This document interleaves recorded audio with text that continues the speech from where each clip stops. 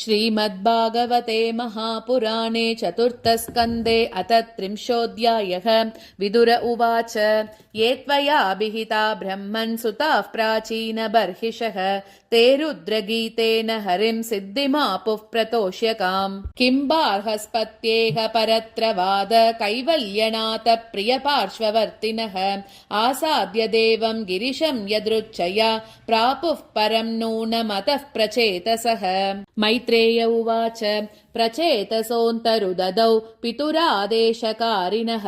जपयज्ञेन तपसा पुरञ्जनमतोषयन् 10 वर्षसहस्रान्ते पुरुषस्तु सनातनः तेषामाविरभूत्कृच्छ्रम् शान्तेन शमयन् रुचा सुपर्णस्कन्दमारूढः मेरुशृङ्गमिवाम्बुदः पीतवासा मणिग्रीवः कुर्वन् वितिमिरादिशः काशिष्णुना कनकवर्णविभूषणेन प्राजत्कपोलवदनो विलसत्किरीटः अष्टायुधैरनुचरैर्मुनिभिः सुरेन्द्रैः आसेवितो गरुडकिन्नरगीतकीर्तिः पीनायताष्टभुजमण्डलमध्यलक्ष्म्यां स्पर्धश्रिया परिवृतो वनमालयाद्यः बर्हिष्मतः पुरुष आहसुतान् प्रपन्नान् पर्जन्यनादरुतया सगृणावलोकः। श्रीभगवानुवाच वरं वृणीध्वं भद्रं वह यूयं मे नृपनन्दनाः सौहार्देना पृथक् धर्माः तुष्टोऽहं सौहृदेन वह योऽनुस्मरति सन्ध्यायां युष्माननुदिनं नरः तस्य भ्रातृषु आत्मसाम्यं तथा भूतेषु सौहृदम् ये तु मां रुद्रगीतेन सायं प्रातः समाहिताः स्तुवन्त्यहं कामवरान् दास्ये प्रज्ञां च शोभनाम् यद्यूयं पितुरादेशम् अग्रहीष्टमुदान्विताः अतो ववुषति कीर्तिः लोकान् अनुभविष्यति भविता विश्रुतः पुत्रः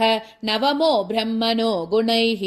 ययेतामात्मवीर्येण त्रिलोकीं पूरयिष्यति कण्डोः प्रम्लोचया लब्धा कन्या कमललोचना तां चापविद्दां जगृहुर्पूरुहा नृपनन्दनाः क्षुत्क्षामायामुखे राजा सोमः पीयूषवर्षिणीं देशिनीं रोदमानाय निददे सदयान्वितः प्रजा विसर्ग आदिष्टाः पित्रा मामनुवर्तता तत्र कन्यां वरारोहां तामुद्वहतमाचिरम्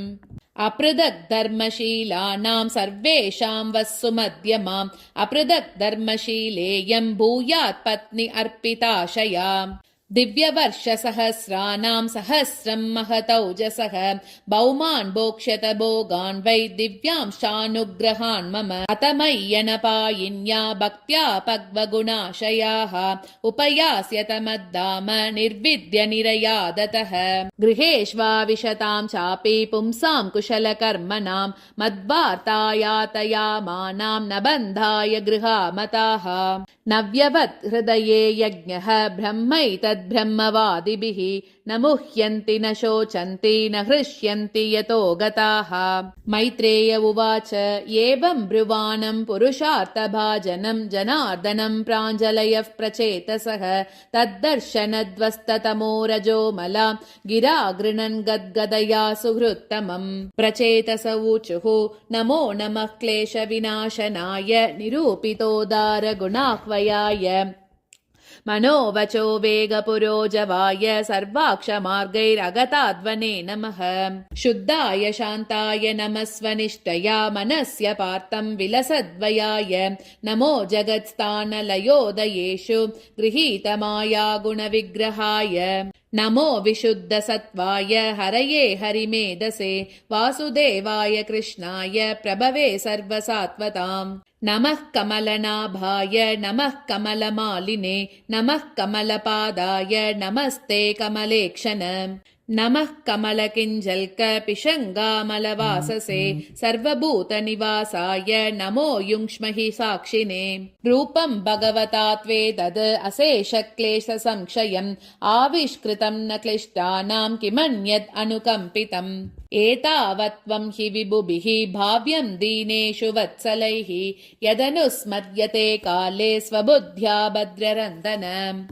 येनोपशान्तिर्भूतानां क्षुल्लकानामपि हताम् अन्तर्हितोऽन्तर्हृदये कस्मान्नो वेदनाशिषः असावेव वरोऽस्माकं यीप्सितो जगतः पते प्रसन्नो भगवान् येषाम् अपवर्गगुरुर्गतिः परं वृणीमहे तापि नातत्त्वत्परतः परात् न ह्यन्तस्त्वद्विभूतीनां सोऽनन्त इति गीयसे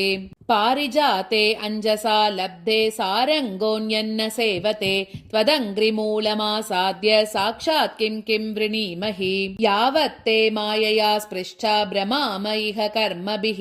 तावद्भवत्प्रसङ्गानां सङ्गस्यान्नो भवे तुलयामलवेनापि न स्वर्गं न अपुनर्भवम् भगवत्सङ्गिसङ्गस्य मत्यानां किमुताशिषः यत्रेड्यन्ते कदा मृष्टाः तृष्णायाः प्रशमो यतः निर्वैरं यत्र भूतेषु नोद्वेगो यत्र कश्चन यत्र नारायणः साक्षात् भगवान्यासिनां गतिः संस्तूयते सद्गतासु मुक्तसङ्गैः पुनः पुनः तेषां विचरतां पद्भ्यां तीर्थानां पावने च या भीतस्य किं न रोचेत तावकानां समागमः वयं तु साक्षात् भगवन् भवस्य प्रियस्य सख्युक्षणसङ्गमेन सुतुश्चिकित्स्यस्य भवस्य मृत्योः भिषक्तमं द्वाद्य गतिं गता स्मः यन्न स्वदीतं कुरवः प्रसादिता विप्राश्च वृद्धाश्च सदानुवृत्या आर्यानता सुहृदो भ्रातरश्च सर्वाणि भूतानि अनसूययैव यन्नः सुतप्तं तप एतदीश निरन्दसां कालमदभ्रमप्सु सर्वं तदेतत् पुरुषस्य भूम्नो वृणीमहे ते परितोषणाय मनुस्वयंभूर्भगवान् भवश्च येन्ये तपोज्ञानविशुद्धसत्त्वाः अदृष्टपारा अपि यन्महिम्नः स्तुवन्त्यतो त्वात्मसमं गृणीमः नमः समाय शुद्धाय पुरुषाय पराय च वासुदेवाय सत्त्वाय तुभ्यं भगवते नमः मैत्रेय उवाच इति प्रचेतोभिरभिष्टुतो हरिः प्रीतस्तदेत्याह शरण्यवत्सलः अनिच्छतां यानमतृप्तचक्षुषां ययौ स्वदामानपवर्गवीर्यः अत निर्याय सलिलात् प्रचेतस उदन्वतः वीक्ष्याकुप्यन्द्रुमैश्चन्नां गां रोद्धुमिवोच्छ्रितैः ततोऽग्निमारुतौ राजन् अमुञ्चन्मुखतोरुषा महीं निर्वीरुदं कर्तुं संवर्तक इवात्यये भस्मसात् क्रियमाणां स्तान् द्रुमान् वीक्ष्य पितामहः आगतः शमयामास पुत्रान् बर्हिष्मतो नयैः तत्रावशिष्टा ये वृक्षा भीता दुहितरं तदा उज्जहृत्स्ते प्रचेतोऽभ्य उपदिष्टा स्वयंभुवा ते च ब्रह्मण आदेशात् मारिषामुपयेमिरे यस्यां महदवज्ञानात् अजनी अजनयो निजः चाक्षुषे त्वन्तरे प्राप्ते प्राक्सर्गे कालविद्रुते यस्य सज्ज प्रजायिष्टाः सदक्षो दैव चोदितः योजायमानः सर्वेषां तेजस्तेजस्विनां ऋचा स्वयोपादत्तदाक्ष्याश्च कर्मणां दक्षमब्रुवन् तं प्रजा सर्गरक्षायाम् अनादिरभिषिच्य च